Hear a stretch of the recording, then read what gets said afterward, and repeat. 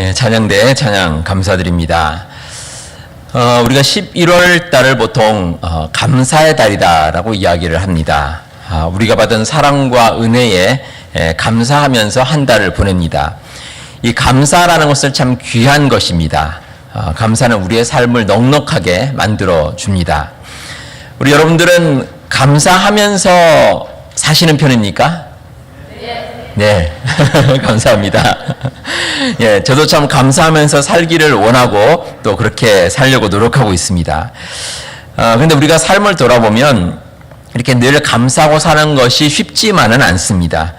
특별히 내 삶이 어려울 경우에 그렇습니다. 뭐 옛날 속담에 내 코가 석자다 이런 말이 있습니다. 내 삶이 힘들면 감사하고 싶어도 참 잘 나오지 않는 것이 우리의 삶입니다. 근데 그럼에도 불구하고 하나님께서는 우리가 감사하면서 살기를 원하십니다. 데살로니가 전서 5장 18절에 범사에 감사하라 라는 말씀이 있습니다. 이 범사에 감사라는 것은 뭐 좋은 일이나 슬픈 일이나 또 기쁜 일이나 어려운 일이나 어떤 일을 당하든지 우리가 감사하라 라는 것이 그 말씀입니다. 우리 함께 보신 오늘 말씀은 사도 바울이 로마 감옥에서 기록한 이 빌립보서입니다. 보통 그 에베소서, 빌립보서, 그리고 골로새서, 빌레몬서 이렇게 이 네 권을 옥중서신이다라고 이야기를 합니다. 그 중에 하나가 빌립보서입니다. 이 감옥에서 이제 바울이 기록한 서신입니다. 이 감옥이라는 곳은 편안한 곳이 아닙니다. 몸과 마음이 힘들고 지치는 곳입니다. 근데 바울이 빌립보서를 기록하면서 이 빌립보서의 별명이 하나 있습니다. 기쁨의 서신입니다. 이 감옥에서 지내면서 어떻게 기뻐할 수가 있을까? 근데 바울은 기뻐하라 라는 말을 계속해서 반복을 하고 있습니다. 그런데 바로 이 기쁨이 바로 우리가 감사해야 할 첫 번째 조건입니다. 기쁨으로 사는 삶에는 감사가 넘칩니다. 오늘 본문의 사도 바울은 기뻐하라고 말씀하면서 좀 기뻐하면 안 될까요? 이렇게 권면하는 게 아닙니다. 본문 보시면은 명령이다, 명령. 기뻐하라. 기뻐하라라고 분명히 말씀하고 있습니다. 앞서 말씀드렸지만 바울은 이제 감옥에 갇힌 상태입니다. 어떤 신학자들은 이 바울이 이제 가택연금 상태, 그러니까 집에서 갇혀 있는 상태다, 이렇게 말하기도 하는데 어쨌든 바울의 형편이 좋지가 못합니다. 근데 그 상황에서 그럼에도 불구하고 바울은 기뻐하라. 기뻐하라고 말씀을 하고 있습니다. 우리가 기쁘게 산다는 것은 참 좋은 일입니다. 뭐 이렇게 화내는 것보다 웃고 살아가면 좋은 일들이 많습니다. 그래서 옛날 말에 그 일로 일소 그런 말이 있습니다.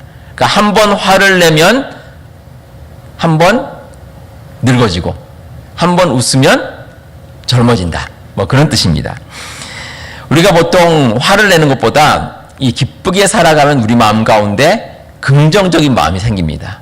그리고 몸과 마음도 건강해지고 참 좋습니다. 여러분들 지금 한번 좀 웃어보실까요? 예, 우리 좀 우리 밝게 한번 웃어보시기 바랍니다. 그런데 어떤 분들은 그러시더라고요. 이게 웃으면은 이 주름이 좀 생겨가지고 그래서 뭐 웃지 않는다 그러는데 그래도 웃는 게 좋습니다. 왜냐하면 웃어서 마음이 기분이 좋다 보면 있던 주름도 사라집니다. 그래서 우리가 이렇게 밝게 웃으면서 살아가는 게 참 좋습니다. 그리고 별로 웃을 일이 없다고 생각할지라도 그래도 한번 웃어보시기 바랍니다. 기쁨 가운데 살면 우리 마음 가운데 힘이 넘치고 또 밝은 사람, 또 밝은 생각을 가지고 우리가 살아갈 수가 있습니다. 제가 여러분들에게 웃고 사시라고 말씀은 드렸지만 사실 우리가 뭐 살면서 그렇게 웃을 일이 얼마나 있겠습니까? 오히려 여러 가지 어려움 때문에 마음 아파할 때가 참 많습니다. 제가 여러분들 기도 드리는 것을 가만히 보면 뭐 기도할 때 늘 기쁘다, 감사하다 이런 기도보다는 기도 제목을 가지고 아뢰는 기도가 참 많습니다. 근데 기도 제목이 있다는 건 무슨 뜻이겠습니까? 우리 마음 가운데 뭔가 해결해야 될 문제가 있다는 겁니다. 그렇기 때문에 하나님께 엎드리고 기도하는 겁니다. 우리가 그런 것들 때문에 때로는 이제 신경이 쓰이기도 하고 또 고민하기도 하고 또 더 심각한 문제가 생기면 밤잠을 설치기도 합니다. 또 어떤 경우는 이 다른 사람들 때문에 어려움에 처할 때도 있습니다. 뭐 속임을 당하기도 하고 또 억울한 일 당하기도 하고 또 힘든 일을 당해서 괴로워할 때도 있습니다. 하지만 그런 상황에서도 하나님께서는 기뻐하라, 기뻐하라고 말씀하십니다. 근데 어떻게 그런 상황에서 우리가 기뻐할 수가 있겠습니까? 그 열쇠가 오늘 본문 첫 구절에 나옵니다. 오늘 본문 4절을 시작하면서 사도 바울이 이렇게 말합니다. 주 안에서 기뻐하라. 이게 비결입니다. 주 안에서. 우리가 어떤 상황 가운데서도 기뻐할 수 있는 것은 주 안에서 살기 때문입니다. 그래서 우리가 기뻐할 수 있습니다. 세상 사람들은 이 상황이나 처지에 따라서 기뻐할 때도 있고 슬퍼할 때도 있습니다. 하지만 우리 주 안에서 사는 사람들은 이 주변의 상황에 관계없이 주님 안에서 기뻐할 수 있다는 것입니다. 그게 비결입니다. 우리가 주 안에서 산다는 것은 우리 주님께서 주신 마음으로 사는 겁니다. 우리 주님의 마음을 품고 살면 그러면 어떤 일을 만나든지 기쁨이 있습니다. 우리 마음 가운데 기쁨이 넘치고 또 그 기쁨 가운데서 정말 감사하는 삶을 살아갈 수가 있습니다. 우리 사람이 이 자기가 가진 것, 자기 상황에 몰두하게 되면 이 욕심이 생깁니다. 그리고 감사할 수 없고 기뻐할 수가 없습니다. 하지만 우리가 좀 상황에서 떨어져 보면 그러면 우리가 자유롭게 정말 기뻐하고 감사하는 마음으로 살아갈 수가 있습니다. 한국에서는 지난 그 추석이 아주 긴 연휴였습니다. 그래서 보통 이제 추석 때 그 고향 일가 친척을 방문하기도 하는데 근데 그 해외여행을 떠나시는 분도 많이 계셨습니다. 그래서 지난 추석 때는 그 인천공항에서 이제 해외로 나가려는 사람들 때문에 아주 뭐 공항에 아주 북새통을 이뤘다, 뭐 그런 소식을 들었습니다. 근데 언제가 인터넷에서 제가 아주 이런 재밌는 이야기가 실린 것을 하나 봤습니다. 어느 며느리와 시어머니의 대화입니다. 추석이 돼서 이제 일가 친척이 다 모이는데, 근데 어떤 며느리가 그때 이제 고향으로 가기가, 그 시댁에 가기가 싫은 겁니다. 그 음식을 하느라 이제 명절 연휴를 힘들게 보내는 것도 싫고, 또 그래서 이번에는 작정을 하고 해외여행을 그냥 떠나버렸습니다. 해외여행을 떠나고, 이제 시어머니에게 떠난 후에 문자를 보냈습니다. 이런 내용입니다. 어머니, 저 올해 추석에는 가지 않을래요. 명절 연휴가 힘들게 일하는 것이 너무 지겨워요. 그래서 올해는 가족끼리 해외여행을 왔어요. 그렇게 알고 계세요. 이렇게 문자를 보냈습니다.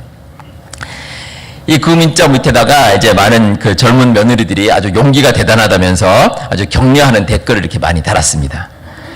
근데 그 밑에 이 며느리에게 문자를 받은 그 시어머니가 역시 문자로 답장을 했습니다. 그래서 그 내용이 이렇게 실려 있었습니다. 며느라, 매년 명절마다 일하느라 수고가 많구나.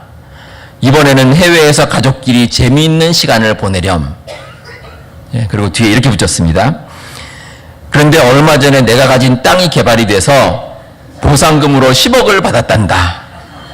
이번 추석에 그 보상금을 나눠주려고 했는데 네가 자리에 없어서 못 받겠구나. 아쉽지만 어쩔 수가 없구나. 그 밑에 이제 시어머니들이 좋다고 댓글을 막 달았습니다. 거기 댓글을 단 사람들이나 우리나 이 이야기를 들으면서 그냥 재미있게 웃을 수가 있습니다. 그 왜 그렇습니까? 이게 우리가 한 발짝 떨어져 있기 때문입니다. 우리가 살아가면서 내 일에 계속 몰두하다 보면 그러면 우리 마음에 욕심이 생깁니다. 그러면 참된 기쁨을 누릴 수 없을 때가 많습니다. 우리가 주님께 우리의 삶을 맡기면 우리가 참 기쁨으로 바라볼 수가 있습니다. 우리가 여러분들 한번 생각해 보시기 바랍니다. 세상에서 우리가 아웅다웅하고 갈등하는 거, 또 교회에서 우리가 여러 가지 관계 가운데 힘들어하는 거, 그 가운데 정말 대단한 게 있습니까? 정말 우리가 죽고 살 정도로 그렇게 심각한 것이 있습니까? 뭐 내 주장이 받아들이지 않으면은 뭐 이 세상이 무너지는 뭐 그런 일들이 있습니까? 없습니다. 그런 일 잘 없습니다. 우리가 이 한 발짝만 떨어져서 바라보면 다 이해하고 넘어갈 수 있는 일입니다. 그 우리 마음 가운데 우리 주님께서 주신 마음이 있으면 그러면 우리가 기뻐할 수 있습니다. 그리고 우리가 모든 것을 품고 살아갈 수가 있다는 겁니다.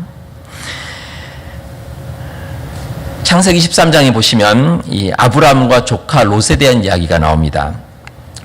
이 아브라함과 조카 롯이 이제 함께 거주를 했습니다. 함께 거주하면서 이제 가축들을 길렀는데 이 가축들을 기다 보니까 아무래도 뭐 같이 있다 보니까 물이라든지 이런 풀이라든지 이게 부족했습니다. 그래서 이 아브라함의 목자들과 롯의 목자들이 서로 다투기 시작했습니다.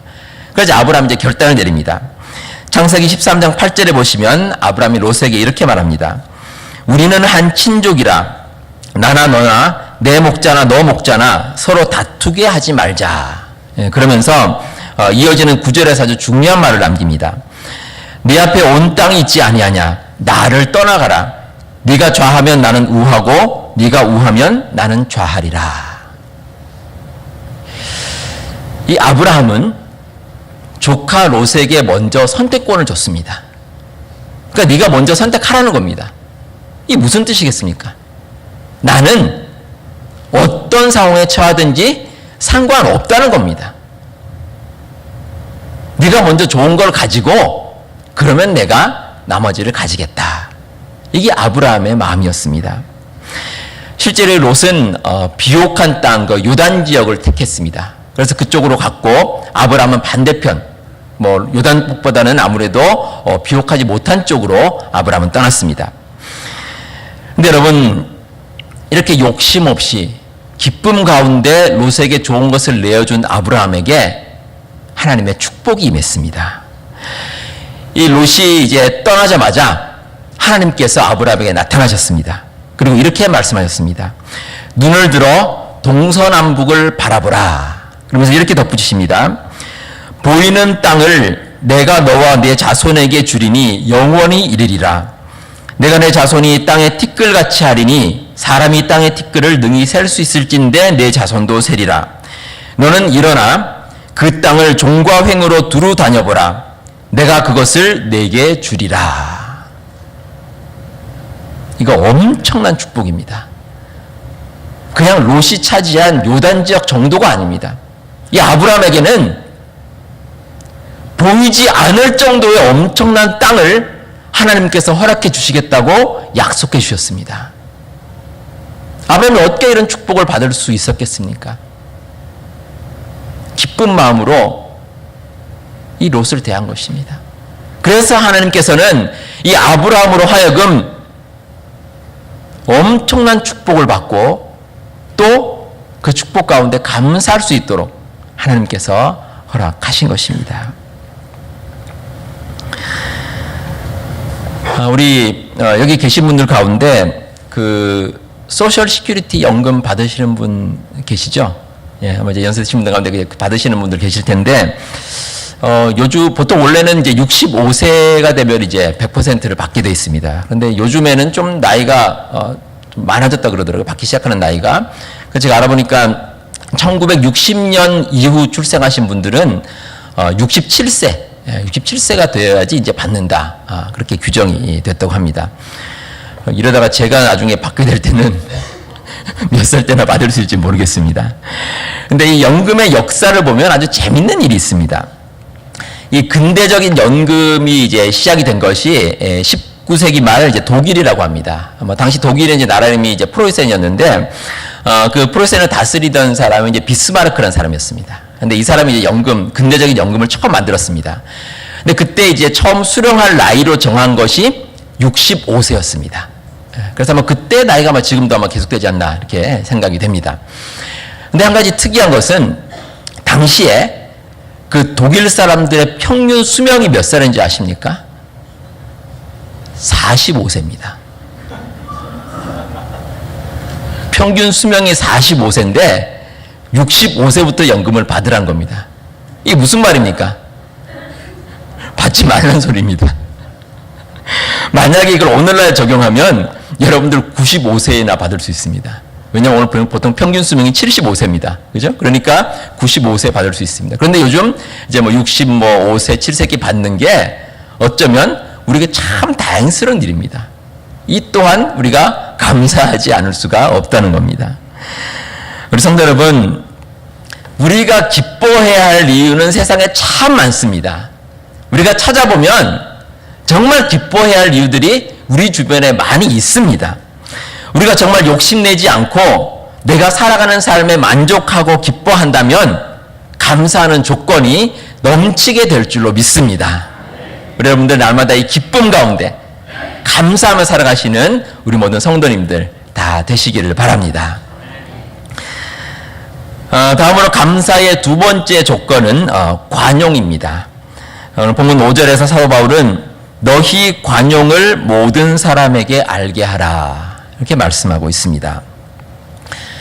이 관용한다는 것은 우리가 품는 것을 말합니다. 우리 마음 가운데 품는 겁니다. 그리고 혹시 이제 손해를 본다든지 또 역경이 있을지라도 동요하지 않는 것. 이게 관용입니다. 그리고 우리가 누릴 수 있는 권리를 누군가에게 양보하는 것. 이것도 역시 관용입니다. 이 영어 성경에 보시면 이 관용하다라는 이 표현을 젠틀하게 산다 이렇게 기록되어 있습니다. 여러분들 그 신사를 보통 뭐라고 하죠? 젠틀맨 이렇게 얘기를 하죠. 그러니까 신사하면 어떤 게 떠오르십니까? 뭐 누군가에게 예의 바르고 또 뭐 허물도 덮어주고 또 멋진 사람 이게 생각이 납니다. 근데 이 관용이 그렇다는 겁니다. 아주 젠틀하게 살아가는 것. 이게 관용입니다. 여러분들 주변에 보시면 그 여러 사람들에게 인기가 좋은 분들이 있습니다. 특별히 그런 분들이 있습니다. 근데 그런 분들을 가만히 살펴보면 친구들도 많고 주변에 모여드는 사람들도 많습니다. 그리고 대체적으로 이런 분들이 관용하는 사람입니다. 그러니까 다른 사람들의 말을 참 잘 들어줍니다. 잘 들어주고 또 맞장구도 잘 쳐주고 또 베풀기도 하고 또 좀 허물이 있어도 덮어주고 이런 사람들 주변으로 친구들이 많이 모입니다. 근데 그런 사람의 삶에는 또 이 감사가 넘칩니다. 늘 감사하면서 살아갑니다. 우리가 세상 살다 보면 참 여러 가지 일들을 만날 때가 있습니다. 어떤 때는 내가 의도하지 않게 손해 볼 때도 있고 또 여러 가지 어려움에 처할 때도 있습니다. 그런데 이 관용하는 마음, 이 마음이 우리의 삶을 평안하게 만듭니다. 그리고 그 마음 가운데 우리가 정말 감사하면서 살아갈 수가 있다는 것입니다. 작년에 나온 그 한국 영화 가운데 이 터널이라는 제목의 영화가 있습니다. 제가 좀 그 영화를 재밌게 아주 봤는데 이 영화 초반부에 참 기억나는 장면이 하나 있습니다. 그 남자 주인공이 이제 차를 몰고 가다가 이제 차에 이제 가스가 다 떨어졌습니다. 그래서 이제 가스를 넣으려고 이제 주유소에 갔습니다. 주유소에 가가지고 이제 한국이니까 한번 3만 원 넣어주세요 이렇게 얘기를 했는데 주유하시는 분이 연세 많으신 이제 할아버지십니다. 근데 이 할아버지가 귀가 잘 안 들려서 3만 원 넣어달라고 그랬는데 9만 7천 원 넣어버렸습니다. 많이 넣었죠. 아마 가득 채운 것 같습니다. 그 이제 다 넣고 보니까 이게 자기가 넣은 거하고 다른 겁니다. 생각하는 거 다른데, 근데 그래도 어떻겠습니까? 이미 이제 다 채웠는데. 그래서 어쩔 수 없이 이제 그 대금을 지불하고 떠났습니다. 막 떠나려고 그러는데 그 할아버지가 쫓아왔습니다. 쫓아와서 이제 서비스라 그러면서 이제 미안하겠죠. 그래서 생수 2병을 이제 건넸습니다. 그래서 그 생수를 그냥 대충 들고 이제 차를 몰고 갔습니다. 근데 차를 타고 한참 가다가 터널을 지나는데 이 터널이 무너졌습니다. 터널 안에 완전히 갇히게 되어버렸습니다. 근데 이 사람이 터널 안에서 오랜 시간을 버텼습니다. 그 할아버지가 가져다 준 그 생수 마시고, 만약에 그 물이 없었다면 그 터널 속에서 버틸 수가 없었을 겁니다. 그리고 또 한 가지, 이 할아버지가 그 기름을 가스를 가득 채우지 않았다면 그 안에서 차 불도 못 켜고 아마 연락도 못 했을 겁니다. 그런데 그 차에 가스를 가득 채웠기 때문에 오랜 시간 동안 살아갈 수 있는 그 밑거름이 됐다는 겁니다. 이 우리에게 벌어지는 일 가운데 뭐가 복이고 뭐가 화겠습니까? 그거 아무도 모릅니다. 그리고 정말 알 수 없습니다. 그래서 우리가 모든 상황에 관용하고 품는 것이 필요합니다. 우리가 생각하기에 내가 왜 이런 일을 당할까? 나에게 왜 이런 어려움이 있을까? 그렇게 생각할 때도 있지만, 근데 그것이 화가 변해서 복이 될지 누가 알겠습니까? 아무도 모른다는 겁니다. 우리가 정말 우리 마음 가운데 관용하는 마음이 있으면 어떤 일이 우리에게 있을지라도 우리가 감사하면서 살아갈 수가 있습니다. 이런 관용은 사실 뭐 세상 사람들도 많이 이야기들을 합니다.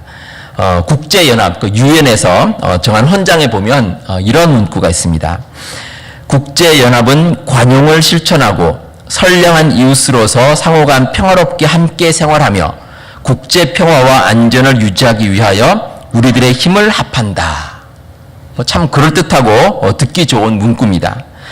또 이 유럽에 있는 프랑스라는 나라는 예로부터 이제 관용의 정신을 강조를 했습니다. 그래서 이제 프랑스에서 관용을 똘레랑스다 그렇게 얘기를 합니다.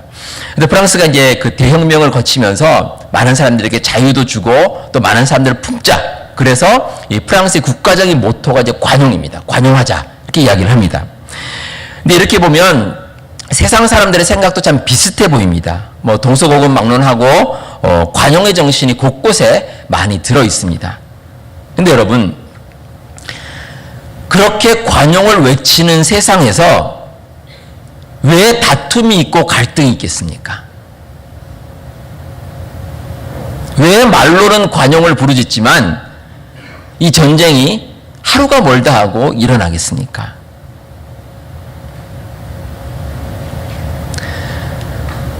세상 사람들이 말하는 관용은 하나님께서 주시는 것이 아니기 때문입니다.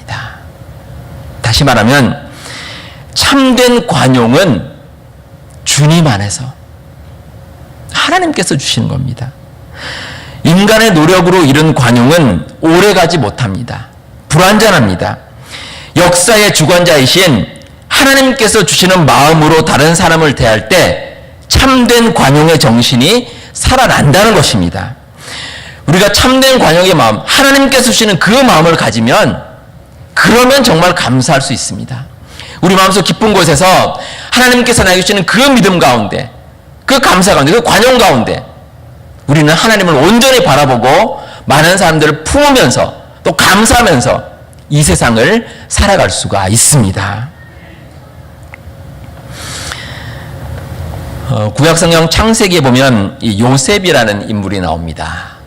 아시는 분은 아시겠지만 요셉은 이 형들에게 미움을 받아서 애국으로 팔려갑니다. 원래 형들이 사실 요셉을 파는 것이 아니라 죽이려고 했습니다. 그런데 형님들이 이제 그 회의를 해서 요셉을 이제 팔아버렸습니다. 그 애굽 땅으로 요셉이 가서 얼마나 많은 고생을 했습니까? 그 고생 가운데 정말 우여곡절 끝에 이제 애굽 왕 바로의 꿈을 해석하고 그리고 애굽의 총리가 됐습니다. 근데 그 요셉에게 이제 형들이 찾아옵니다. 요셉을 찾고 싶어서 보고 싶어서 온 것이 아니라 곡식이 없어서 이제 곡식을 구하러 흉년에 이제 요셉을 찾아옵니다. 근데 형들은 이제 요셉을 알아보지 못합니다. 총리가 된 요셉을 전혀 알아보지 못하는데 이제 요셉은 형들을 알아봅니다. 자, 여러분, 이 형들을 만났을 때 요셉의 마음이 어떻겠습니까? 여러분들 상상이 되십니까? 아마 요셉의 생각에 참 세상 살다 보니 이런 일이 다 있구나. 아마 이런 생각이 들었을 겁니다. 이 요셉의 마음이 정리가 되질 않습니다. 도대체 나에게 이런 일이 왜 생기고 저 형들이 왜 또 나를 찾아왔을까? 저 형들 내가 어떻게 대해야 될까?